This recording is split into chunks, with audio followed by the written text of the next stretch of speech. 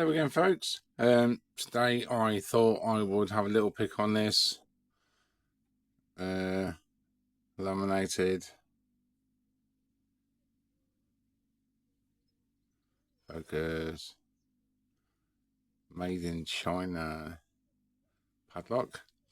I won this as part of the wonderful giveaway run by a fabulous friend Parky. It didn't come with any key, and well, I'll show you anyway. So I'll go for top of the keyword attention.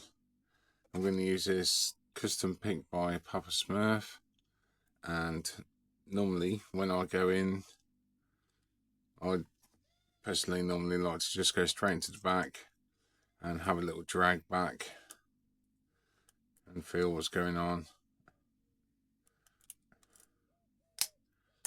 But in this case, that's all it takes. That's all for now, folks. See you next time. Take care. Bye bye.